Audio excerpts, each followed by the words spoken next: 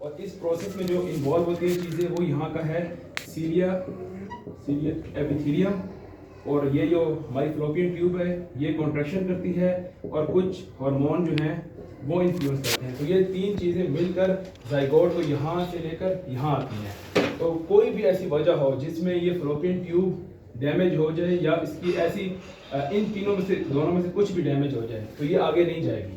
तो इसलिए most common cause जो इसकी आती है हमारे पास नंबर 1 में वो है पेल्विक इन्फ्लेमेटरी डिजीज।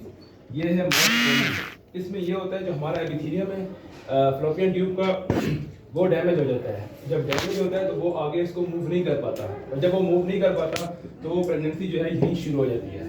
तो मोस्ट कॉमन साइट जो है हमारे पास वो आ गई fallopian tube. Second most common site जो हमारे पास है वो हमारे पास आ जाती है ओवरी।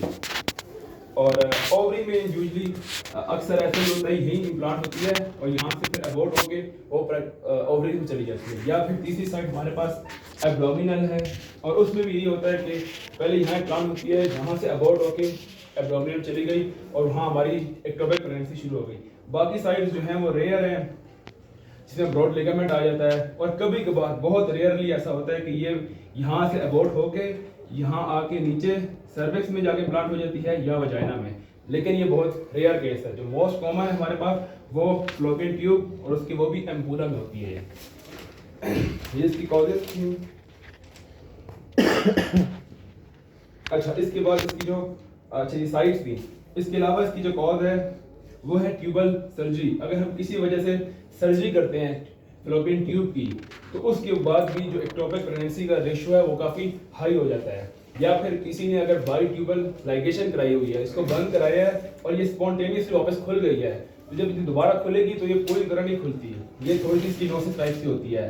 तो उसमें भी यहाँ अगर बनेगा तो यहाँ से आगे नहीं जा पाता जल्दी वो, तो उस कंडीशन में भी यहाँ एक्टोपिक प्रेगनेंसी हमारी बन सकती है। उसके अलावा इंट्रायूटेराइन कॉन्ट्रासेप्टिव डिवाइस, उसकी कंडीशन में भी एक्टोपिक प्रेगनेंसी होती है। और एक जो है डाईइथाइल स्टिलबेस्ट्रॉल, अगर कोई लड़की है वो जब माँ के पेट में थी और वो डाईइथाइल स्टिलबेस्ट्रॉल से एक्सपोज हुई है तो उसकी जो ऑर्गन्स हैं उसकी एनोमली होती है, उसकी फ्लोपियन ट्यूब में भी प्रॉपर्ली ना डेवलप हुई हो, तो उस कंडीशन में भी उसको चांस होता है कि एक्टोपिक प्रेगनेंसी हो जाए। तो ये हमारे पास कॉजेज थी एक्टोपिक प्रेगनेंसी की। और बाकी अगर किसी ने असिस्टेड रिप्रोडक्शन करवाई है, मतलब इंड्यूस करवाई है या तो इन विट्रो करवाई हुई है और यहाँ प्लांट कराया, तो ऐसी कंडीशन में भी इसका रेशियो हाई हो जाता है एक्टोपिक प्रेगनेंसी का। तो इसके बाद हमारे पास आता है कि पेशेंट हमारे पास प्रेजेंट कैसे करेगा।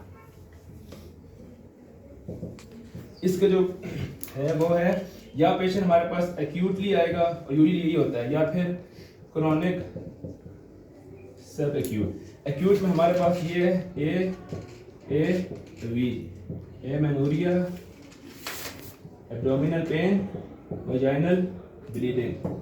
और मोस्ट कॉमन प्रेजेंटेशन जो पेशेंट जिसके साथ आता है वो एब्डोमिनल पेन के साथ हमारे पास हमेशा आता है। और ये वो तो पेशेंट को होता ही होता है, क्योंकि जब प्रेगनेंसी शुरू हो गई तो जैसे एमेनोरिया के साथ ही पेशेंट होता है। बट प्रेजेंटिंग जो करता है हमारे पास वो इसके साथ करता है। और वजाइनल ब्लीडिंग इसलिए होती है जब एक्यूट फेज में ये होता है कि ये रप्चर हो जाती है। अगर ये रप्चर होगी और ये जाएगी आगे हमारी जो पेरिटोनियम है वहाँ अगर जाके रप्चर होगी, यहाँ से रप्चर होगी वहाँ जाएगी, ब्लीडिंग हमारी आ जाएगी पेरिटोनियम से, हम कहते हैं हीमोपेरिटोनियम। तो वो जो कंडीशन है एक्यूट एब्डोमेन की है और वो इमरजेंसी है। तो पेशेंट को सीवियर एब्डोमिनल पेन होता है और वजाइनल ब्लीडिंग।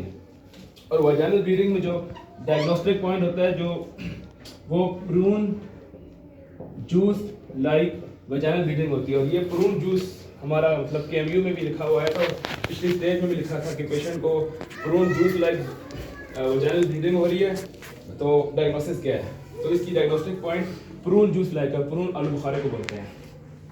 तो ये हमारे पास की प्रेजेंटेशन होती है। और ब्लीडिंग इसलिए होती है कि जब प्रेगनेंसी टर्मिनेट हो गई है तो जो डेसिडू है हमारा वो ब्रेक ऑफ होते हैं और ब्लीडिंग शुरू हो जाती है। तो ब्लीडिंग की ये कॉज हो गई और एब्डोमिनल पेन की रप्चर हो गया उसको।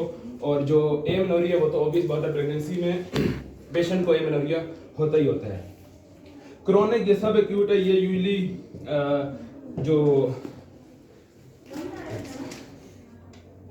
हाँ ये जो है कोई प्रॉपर सिम्टम नहीं देता। ये पेशेंट हमारे पास प्रेजेंट करता है वेग सिंड्रोम के साथ कि पेशेंट हमारा बहुत लिथार्जिक सा होता है, तो उसकी कोई मतलब ऐसे प्रॉपर प्रेजेंटेशन नहीं होती। उसके बाद है कि इसका होता क्या है, इसका आगे जाके आउटकम क्या है। इसका यूजली जो मोस्ट कॉमन आउटकम है वो या तो 3 चीज़ होंगी, या ये रप्चर हो जाएगा, या ये यहाँ से अबॉर्ट हो जाएगा, या फिर ये स्पॉन्टेनियसली रेग्रेस कर जाता है। और रप्चर होगा तो फिर वही कंडीशन है, पेशेंट को हीमोपेरिटोनियम हो जाएगा और वो एक्यूट एब्डोमेन की कंडीशन हमारे पास डेवलप हो जाएगी।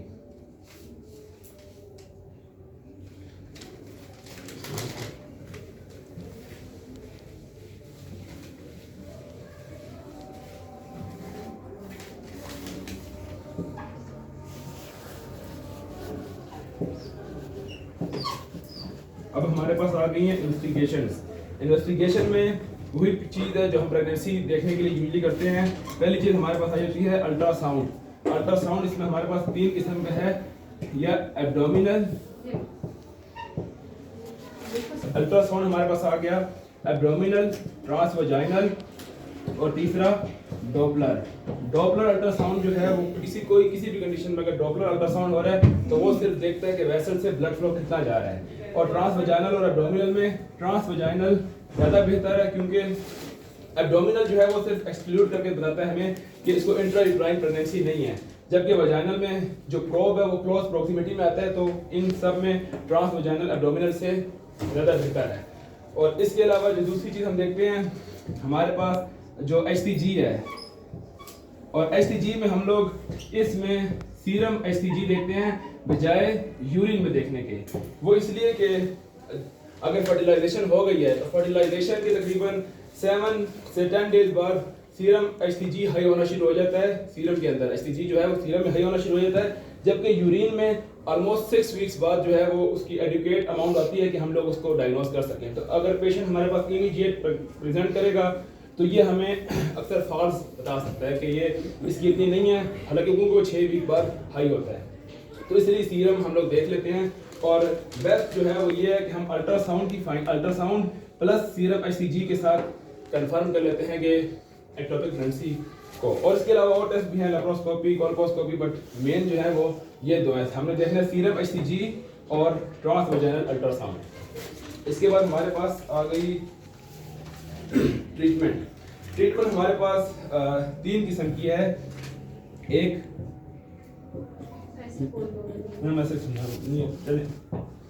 अच्छा, ट्रीटमेंट हमारे पास 3 किस्म की आ जाती है। अच्छा, एक पहले हम प्री ट्रीटमेंट इवैल्यूएशन क्या करते हैं। इसमें ब्लीडिंग होती है अगर रप्चर हो जाए तो प्री ट्रीटमेंट इवैल्यूएशन हमने करनी है। पेशेंट का ब्लड मैच करना है, क्रॉस मैच करना है कि उसको कौन सा लगेगा, उसकी हमने कंप्लीट ब्लड प्रोफाइल करनी है और उसको मतलब प्रॉपर इवैल्यूएट कर लेना है ट्रीटमेंट से पहले। ट्रीटमेंट आगे हमारे पास 3 टाइप्स की आ जाती है। एक हमारे पास है expectorant treatment, medical treatment, surgical treatment. Expectorant में हम लोग ये करते हैं कि सिर्फ पेशेंट को हम लोग फॉलो अप करते हैं, देखते हैं और फॉलो अप करते हैं कि शायद वो स्पॉन्टेनियसली जो है ना रिग्रेस कर जाए। और उसमें हमें कैसे पता चलता है कि ये स्पॉन्टेनियसली खत्म हो रही है, जो HCG लेवल है वो फॉल करना शुरू हो जाता है। तो ये हमारी पहली ट्रीटमेंट है एक्सपेक्टोरेंट। अच्छा, अब मेडिकल में आ जाता है। मेडिकल में भी यही है, अगर 3 सेंटीमीटर से कम है और वो रप्चर नहीं हुई और हीमोपेरिटोनियम नहीं हुआ तो हम मेडिकली उसको ट्रीट कर सकते हैं। और मेडिकल में जो ड्रग देते हैं हम लोग देते हैं मीथोट्रेक्सेट, जो कि साइटोटॉक्सिक ड्रग है, तो वो इसको ऑलमोस्ट 80-90% केसेस में इसको रिजॉल्व कर लेती है। उसके अलावा हमारे पास जो बाकी ड्रग्स हैं उसमें हमारे पास आ जाता है एक प्रोस्टाग्लैंडिन्स। लेकिन प्रोस्टाग्लैंडिन्स का एक साइड इफेक्ट ये है कि वो कंट्रैक्शन बहुत ज़्यादा करती है, तो पेशेंट को सीवियर क्रैम्प्स होते हैं, एब्डोमिनल क्रैम्प्स होते हैं। इस वजह से उसका यूज जो है वो लिमिट है। जो मेडिकल मैनेजमेंट है जैसे उसका क्राइटेरिया था, इसका क्राइटेरिया भी है sac less than 3 centimetre, HCG less than 3000 और नो कार्डिक एक्टिविटी। जहाँ पे कार्डिक एक्टिविटी आ जाए तो है, लेकिन कार्डिक और मीथोट्रेक्सोन भी है जो यहाँ अवेलेबल है ही नहीं हमारे कंट्री में। उसके बाद आखिरी ऑप्शन है सर्जरी, और सर्जिकल इंडिकेशन तभी है जब हमारे पास 3 सेंटीमीटर से ज़्यादा हो जाए ये, या फिर हमारे पास रप्चर हो जाए और हीमोपेरिटोनियम पेशेंट आ जाए, तो फिर हमारे पास सर्जिकल इंडिकेशन होती है। और सर्जिकल में एक मेथड है जो हम मोस्ट कॉमनली करते हैं सल्पेंजेक्टमी, उसमें हम ये करते हैं, ये फ्लोपियन ट्यूब इस साइड की जो है ये रिमूव कर देते हैं। लेकिन ये रिमूव करने से पहले हमें एक चीज़ देखनी है कि दूसरी साइड जो है वो प्रेजेंट है, उसकी दूसरी फ्लोपियन ट्यूब प्रेजेंट है, क्योंकि कई दफ़ा कॉन्जेनेटली एक साइड की होती है, एक साइड की नहीं होती, या फिर हमें देखना है कि ये जो है ये प्रॉपर वर्क कर रही है, तब हम इसको निकाल लें, वरना ऐसा ना हम इसको भी निकाल लें वो भी काम ना करें तो पेशेंट फिर जो है वो कंसीव नहीं कर पाएगी। दूसरा ऑप्शन हमारे पास होता है पार्शियल सल्पेंजेक्टमी। उसमें हम लोग ये करते हैं कि जो ये मसलन अगर इसको यहाँ इधर प्रेगनेंसी हुई है, इसको हम लोग रिमूव कर देते हैं लॉन्गिट्यूडनल इस्कियन दे के, और बाकी दो पार्ट्स को आपस में एस्टेमोस कर देते हैं। ये हमारे पास आ गई पार्शियल सल्पेंजेक्टमी। और तीसरी हमारे पास एक है सल्पेंजोटोमी। उसमें हम लोग ये करते हैं कि इसके अंदर से जो भी प्रोडक्ट्स है कंसेप्शन की उसको निकाल लेते हैं। वो तीसरा ऑप्शन हमारे पास। और एक हमारे पास है आखिरी मिल्किंग ऑफ फ्लोपियन ट्यूब, उसमें हम सकिंग टाइप के जरिए से निकाल लेते हैं। निकाल लेते हैं। और मैम यही बात है।